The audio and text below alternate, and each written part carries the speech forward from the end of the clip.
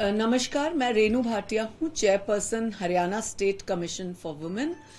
और आज आपके बीच में रूबरू होना मुझे ज़रूरी लगा, क्योंकि मैं नेशनल, इंटरनेशनल और सोशल साइट्स पर देख रही थी कि जो हमने एक सम्मन किया था, हमने एक नोटिस भेजा था अली खान को। मुझे प्रोफेसर कहना भी अच्छा नहीं लग रहा। अली खान जो कि जुड़े हुए हैं अशोका यूनिवर्सिटी सोनीपत से, उनकी वजह से आज दोबारा मैं आपके बीच में हूं, क्योंकि जो उन्होंने हरकत की, जो उन्होंने अपने शब्दों का दुरुपयोग किया, जो उनकी मानसिकता हमारे सामने आई, वो मुझे महिलाओं के अपमान की लगी। मुझे ऐसे लगा कि हम बेटियां जहां भी काम के लिए निकलती हैं, चाहे किस फील्ड में है, मेरे सामने आप मीडिया से जुड़ी हुई बेटियां भी हो, आप एंकर्स भी हो, आप फील्ड में जाने वाले भी हो, क्या किसी का ये अधिकार है कि अगर हम कहीं पर फ्रंट पे काम कर रहे हैं तो कोई हम पर उंगली उठा के कुछ भी कह दे, just because we are women, we are ladies? Why? Of course section 19 के अनुसार आपके पास you have right to speech, but nobody allows you, and we will not, women commission will not, and I think so, मुझे जितनी दुनिया की देश की बेटियां सुन रही हैं वो भी नहीं चाहेंगी कि अगर वो काम पर निकली हैं तो उनको कोई पेंटेड फेस कहे, पोर्ट्रेटेड फेस कहे, एक नकली जो है नुमाइंदा कहे, इस तरह की बातें करे। क्यों? क्योंकि हम बेटियां हैं। अरे जिस बेटी के लिए इस अली खान ने कहा है, उन शब्दों का प्रयोग किया है, वो हमारे देश की आन बान शान है। She is a girl in uniform. How can you say that? How can you say that?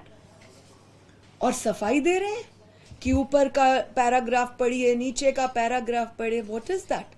आप ही सिर्फ पढ़े लिखे हैं, कैम्ब्रिज, हार्वर्ड, फला ढिमका, आप ही डिग्रियां लाए हैं, बाकी सब ऐसे ही बैठे हैं। इंग्लिश की हिंदी करनी हमें नहीं आती क्या? शब्दों का मतलब क्या निकलता है? आपने जो जिल्लत करने वाले पेंटेड वर्ड्स कह दिए, क्या हमें उसका मतलब समझ नहीं आता?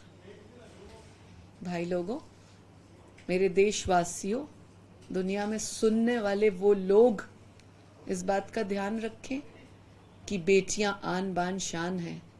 और भारत की बेटी जो फौज में गई 18 वर्ष की उम्र में, 19 वर्ष की उम्र में, सीने पर गोली खाने के लिए, किसके लिए?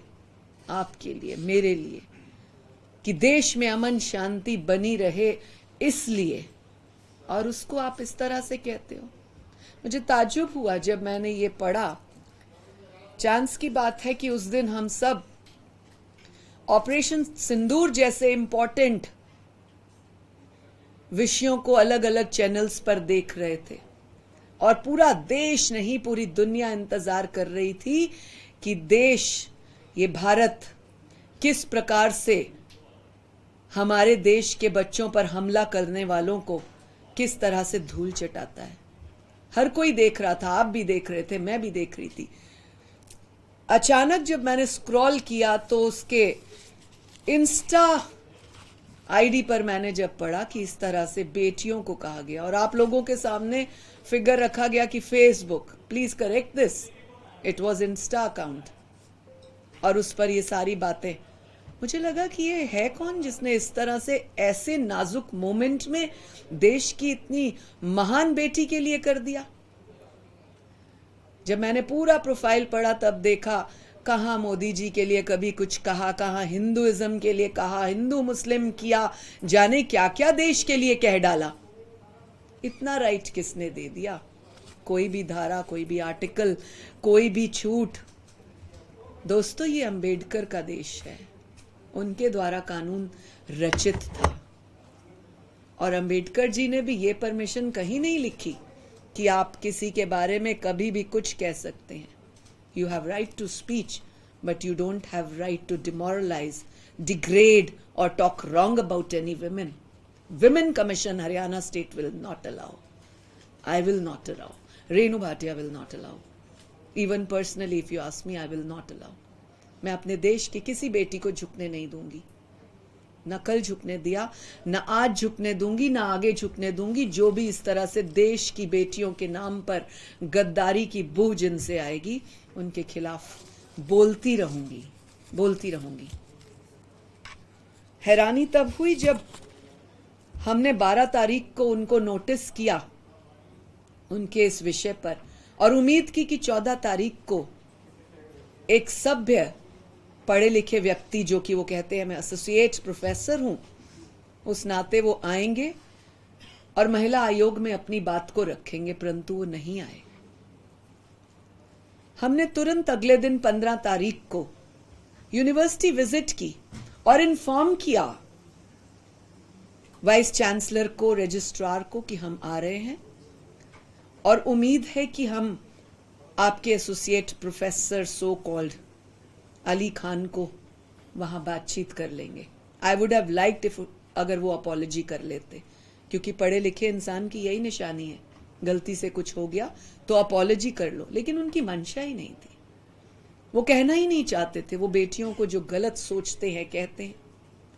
हैरानी का विषय है कि जब हमारे देश की कोई बेटी इस तरह से आगे बढ़ती है, हम जाति समीकरण करने लग पड़ते हैं।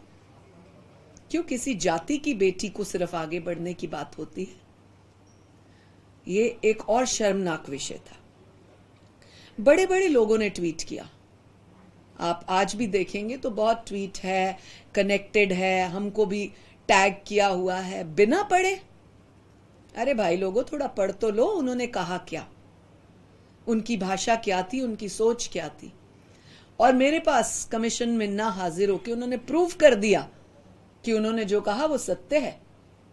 15 तारीख को हमें ना हाजिर होकर, ना मिलकर अपनी यूनिवर्सिटी में, और ताज्जुब की बात यह थी जब मैंने वाइस चांसलर से पूछा, I am talking on record because I had fixed 5 cameras of my commission there, so that कोई भी बात मैं चूकू ना और ये बाद में मुकर भी ना जाए। This is on record what I am saying.